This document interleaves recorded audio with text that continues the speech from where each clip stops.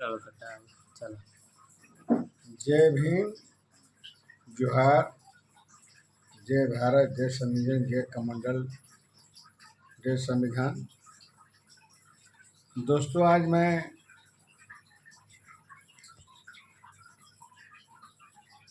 माननीय चंद्रशेखर भाई आज़ाद जी, नीरज भाई पटेल जी, नीरज भाई पटेल जी का बहुत बहुत दिल से धन्यवाद जो आपने चंद्रशेखर भाई का इंटरव्यू आपने लिया और बहुत ही विश्वासपूर्ण, बहुत विवादपूर्ण उन्होंने इंटरव्यू चंद्रशेखर भाई आज़ाद जी का आपने लिया और आपके सवालों का बिल्कुल सटीक विश्लेषण चंद्रशेखर भाई आज़ाद ने दिया। आज आप लोगों को दोनों आदमी का इंटरव्यू देख करके मेरे को बहुत ज़्यादा माने विश्वास पैदा हुआ और भरोसा पैदा हुआ, क्योंकि माननीय चंद्रशेखर भाई आज़ाद जी जो पार्टी बनाए हैं, मान्यवर साहब कांशीराम एसपी पार्टी, तो हमको ऐसा लगता है साहब मान्यवर कांशीराम साहब के रास्ते बताए पर माननीय चंद्रशेखर आज़ाद जी काम कर रहे हैं। पहले जो मैं एक दलित समाज से हूँ, बोले तो मैं प्योर चमार हूँ और मैं बाबा साहब के बाद मान्यवर साहब कांशीराम को मैंने फॉलो किया और वर्तमान में मेरा उम्र 55 साल हो गया है। और जहाँ तक मेरा अनुमान है कि मान्यवर साहब कांशीराम चंद्रशेखर भाई आज़ाद जी माननीय, मैं आपको भी एक अपने तरफ से मैं बहुत छोटा आदमी हूँ, पर अब हमको ये तो मुझे मालूम नहीं कि आपने मान्यवर साहब कांशीराम को आपने देखा होगा, ये भी मेरे पास गारंटी नहीं है, लेकिन मैं मान्यवर साहब कांशीराम को मैंने देखा है, उनकी स्पीच भी मैंने सुनी है। वो 89 के दशक में मान्यवर साहब कांशीराम का मैंने भाषण भी सुना, स्पीच भी सुना। पहले बिहार था, अभी मान के चलिए कि बंटवारा हो गया तो बिहार उत्तराखंड दोनों हो गया। धनबाद कोर्ट बोर्ड में मान्यवर साहब कांशीराम आए थे, उनका भी मैंने वहाँ स्पीच सुना। बिहार बक्सर में भी उन्होंने आया था, तो उस टाइम एक पार्टियाँ हुआ करती थी, BBS4 हुआ करता था। तो जब भी हम लोग मान्यवर साहब कांशीराम के रैली में जाया करते थे तो 5 फुट का टिकासन भर का, अभी बीच में मैंने कहीं आपका रैली में देखा था कि बहुजन एसपी का झंडा झंडा दोनों मजबूत है, तो वही चीज़ झलकता था साहब मान्यवर कांशीराम के ज़माने में। जब भी हम लोग उनके रैली में जाते थे तो 5 फीट का मोटा मोटा डंडा और उसमें नीले रंग का झंडा जिसमें बाबा साहब का चित्रण होता था, और वही हम लोग लेके जाते थे। अब झंडा और झंडा दोनों लेकर के हम लोग जाते थे पार्टी में। BB4 के जैसे कुछ हम लोग उस टाइम नाम बाबा साहब मान्यवर साहब कांशीराम ने रखा था। DS4, अभी याद आया, DS4 के नाम से वो उस टाइम प्रचार हुआ करता था। तो जहाँ भी साहब का मतलब रैलियाँ होती थी, हम लोग 5 फुट का मोटा मोटा डंडा, उसमें बाबा साहब का झंडा लगा कर जाते थे। भाई देखिए, हथियार तो लेने का अधिकार नहीं है, उस संविधान में लिखा हुआ है कि आप हथियार लेके किसी भी रैली या कहीं भी नहीं जा सकते हैं। तो डंडा कोई हथियार में नहीं आता है। भैंस भी आदमी चराने डंडा लेके जाता है, बकरी भी चराने डंडा लेके जाता है। तो माने साहब बोलते थे कि अपना सेफ्टी अपने हाथ में लेके चलिए। तो हम लोग डंडा, 5 फीट का डंडा और झंडा लेके बाबा साहब का चुनाव चिन्ह लेके जाते थे, नीला रंग का झंडा होता था, जाते थे। और माननीय चंद्रशेखर जी आज़ाद जी, मैं आपको पर्सनल मैं बात बता देता हूँ कि आप हमसे शायद उम्र में छोटे ही होंगे, पर हम लोगों ने राजनीति में नहीं आए। पर यह है कि बहन कुमारी मायावती जी का हम लोग भरपूर साथ दिए।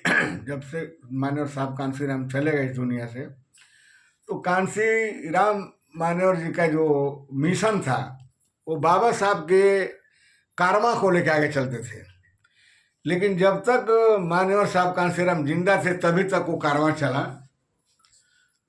और मान्यवर साहब कांसीराम जी के देहांत होने के बाद उनका देहांत हो गया, वो चले गए, इस दुनिया से नहीं रहे। तो अब बहन जी, सुश्री बहन कुमारी मायावती जी मुझे फांसी लगा दे, जेल डला दे, FIR कर दे, उससे मुझे फर्क नहीं पड़ता है। लेकिन जो मान्यवर साहब कांसीराम का जो मिशन था, जो मान्यवर साहब का बाबा साहब के रास्ता को उन्होंने अपनाया था, तो कुछ दिन तक तो बहन जी ने उनको फॉलो किया। हम भी रिश्ते में बहन जी कहेंगे, पूरा दुनिया अपना इंडिया का बहन जी कहता है। मेरा भी अगर उम्र 55 साल है, बहन जो 60-70 साल की होंगी, फिर भाई बहन का ही रिश्ता चल सकता है ना। तो बहन जी ने जब सत्ता पर मुख्यमंत्री 4-4 बार उत्तर प्रदेश मुख्यमंत्री बन गई, तो ये हम नहीं कहेंगे कि उन्होंने बहुजन समाज के लिए या ऐसे उसने किया, लेकिन वो कुछ समय का सीमित दायरा था। अब के समय में, वर्तमान में, ना मुझे कोई नेता बनना है, ना कोई मंत्री बनना है, ना मैं टिकट लेना है। मैं एक आम आदमी हूँ, कमाने खाने वाला आदमी, और मेरा घर, मैं उत्तर प्रदेश गाजीपुर का रहने वाला हूँ। और मैं जब से होश संभाला हूँ, मैं मान्यवर कांसीराम को फॉलो करते हुए बहन जी को मैंने फॉलो किया। मेरा पूरा परिवार, बहन जी जीते ना जीते, बहन जी बकरी को टिकट दे दे, भैंस को टिकट दे दे, बैल को टिकट दे दे, बिल्ली को टिकट दे दे, राजपूत को दे दे, पंडित को दे दे, चमार को दे दे, जिसका भी बहन जी टिकट किसी को भी दे दे, सिर्फ हम ये देखते थे कि बहन जी का निशान हाथी छाप है। हम लोग ये नहीं देखते कि बहन जी किस जाति को उठती है, कुत्ता को, बकरी को, बल्ली को, भैंस को, गाय को, किस जाति, राजपूत को, पंडित को, भर भूया किसको, उस समय मतलब हम लोग बस बहन जी का सिंपल देते थे कि हाथी छाप के नाम पर कोई भी अगर टिकट बहन जी ने दे दिया, या सांसदी का या विधायकी का, तो हम लोग आँख बंद करके बहन जी के नाम पर हाथी के निशान पर चुनाव चिन्ह का वोट देते थे। लेकिन बहन जी का क्या है कि अभी जो आज मैंने एक भाषण नीरज भाई पटेल और चंद्रशेखर भाई यादव का मैंने एक इंटरव्यू सुना, तो उनके बातों से कभी ऐसा अपने बहन जी ने नहीं कहा। कि आज मैं पहली बार एक कहा था, सुना चंद्रशेखर भाई आजाद जी के मुखारबिन से, कि एक पिंजड़े में शेर और बकरी, वो चाहे पिंजरा मान लीजिए, या घर मान लीजिए, या जंगल मान लीजिए, या बड़ा मान लीजिए, एक साथ शेर और बकरी कभी नहीं रह सकता। क्योंकि शेर बलवान होता है और बकरी कमजोर होता है। ये चीज मैं चंद्रशेखर जी, मान्यवर चंद्रशेखर आजाद जी के मैं बातों से बिल्कुल इंस्पिरेंस हो गया हूँ कि ये चीज बात बहन जी को समझ में क्यों नहीं आया। इलेक्शन होगा, वो पूरा मान्यवर साहब कांसीराम के बनाए रास्ते पर उन्होंने फॉलो किया, लेकिन ये चीज के कभी बहन जी ने ध्यान नहीं दिया। एक जमाने में जब 2012 में बहन कुमारी मायावती जी का पूरा फुल बहुमत से सरकार बना था, तो उस समय ये लोग बोलते थे, अरे बहन जी बकरी को भी दे देगी टिकट तो बकरी भी जीत जाएगी, कुत्ता भी, गधा भी जीत जाएगा। तो बहन जी आपको सोचना चाहिए, वो किसकी मेहनत, किसका पसीना, किसका जीवन था, पर आपने ऐसा कभी नहीं सोचा। आपने मान्यवर साहब कांसीराम बाबा साहब के रास्ते पर चले, और आपने जो है मान्यवर साहब कांसीराम को ले लीजिए, बाबा साहब, उनके मिशन से सीधा भटक गए। अरे मैं इकलौता इंसान नहीं हूँ, मुझे कोई राजनीति से लेना देना नहीं है, न मैं कभी जिंदगी में राजनीति में आऊँगा। मैं सिर्फ एक वोटर हूँ, आपका मान सम्मान भी करता हूँ। कभी आपको मैंने दिल से कभी बुरा भला सोचा ही नहीं, कहने और कर की बात अलग है। लेकिन अब हम छोटे मोटे आदमी के भी दिमाग में समझ में आ गया है कि बहन जी अपने रास्ते से भटक गई। माननीय चंद्रशेखर आजाद जी 45 सीट जो टिकट दिए हैं अपने उत्तर प्रदेश के विधानसभा चुनाव के लिए, इस समय पूरा मेरा दिल गदगद है। SC ST OBC माइनॉरिटी असली संविधान को फॉलो करने वाला अगर कोई है धरती पर और उत्तर प्रदेश में, तो चंद्रशेखर भाई आजाद जी हैं। अब मैं देखिए, मैं किसी भी पार्टी को फर्स्ट में मान के चलिए कि मेरे से पहले जो जनरेशन था, मेरे पिताजी थे, मेरे दादा दादी थे, वो कांग्रेस को वोट देते थे। पर हम लोग जब होश संभाला तो कांग्रेस को हम लोग जब थोड़ा बहुत पढ़ लिख लिए, हम लोग को ज्ञान मिल गया कि नहीं कांग्रेस भी अच्छी नहीं है, बहन जी को वोट देना है। तो कांग्रेस के बाद हम लोग बहन जी को सीधा वोट किए। वो बहन जी हमारे लिए कुछ करे ना करे वो मतलब नहीं, पर एक कि बहन जी हमारे समाज के भी हैं। बहन जी सरकार में रहेगी तो हम लोग का गरीबों का शोषण नहीं होगा, अत्याचार नहीं होगा, बलात्कार नहीं होगा, मर्डर नहीं होगा, मान सम्मान हम लोग को आपके साथ जिंदा रहेगा। लेकिन देखते देखते अब ये समझ बहन जी आ रहा है, हमारी आवाज़ आप तक पहुंच जाए तो बहुत बढ़िया बात है, और ना पहुंचे वो भी बढ़िया बात है। मैं कोई राजनीति स्तर से मैं इंसान नहीं हूँ, मैं एक मामूली देहात का आदमी हूँ और बाबा साहब को फॉलो करते आया हूँ और आपको फॉलो किया। आज के सिचुएशन में देखते हुए मैं यही कहूँगा कि जो मुद्दा माननीय चंद्रशेखर आज़ाद जी उठा रहे हैं, जिस विषय पर बात कर रहे हैं, आप इस मुद्दे पर कभी नहीं बात करते हैं।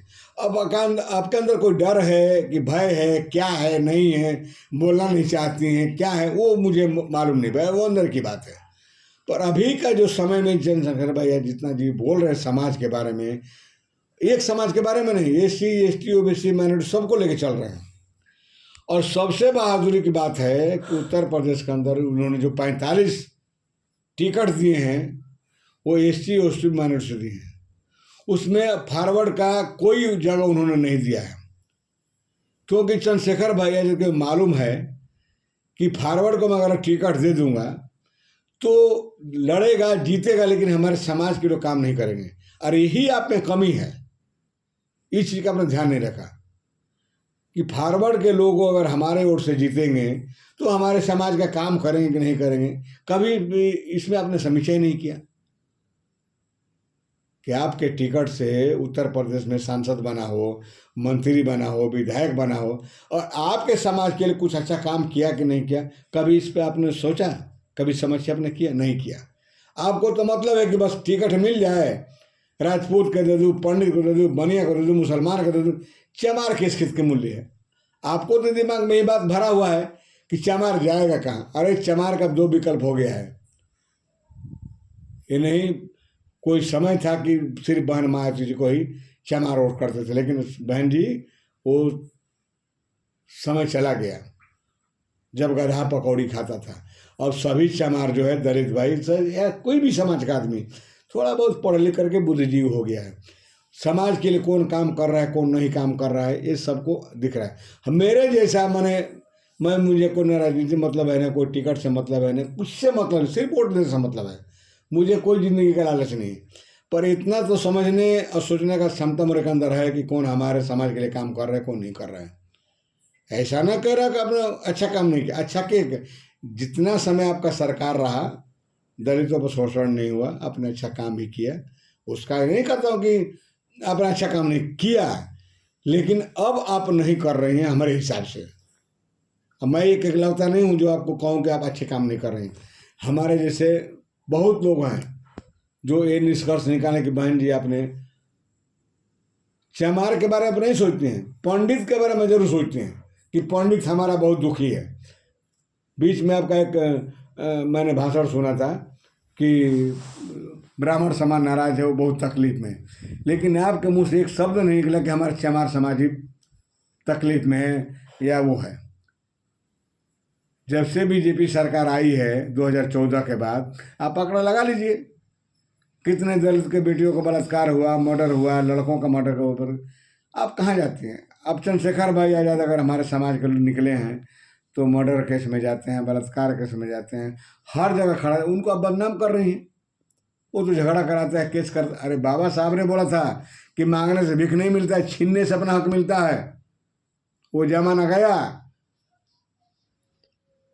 कि बेकार मांगे लोग देता था, अभी छीनने से मिलेगा आपको। छीनने का पीछे आपके पास नहीं रहा। वो जज्बा, वो जुनून चंद्रशेखर भाई आज़ाद के है कि वो नहीं मिलेगा तो छीन कर लेंगे अपना हक। अपने हक के लिए छीनना पड़ता है, लड़ना पड़ता है, संघर्ष करना पड़ता है, मार खाना पड़ता है, जेल जाना पड़ता है, लाठी खाना पड़ता है। जो भी चीज़ है वो चंद्रशेखर भाई ने झेला है।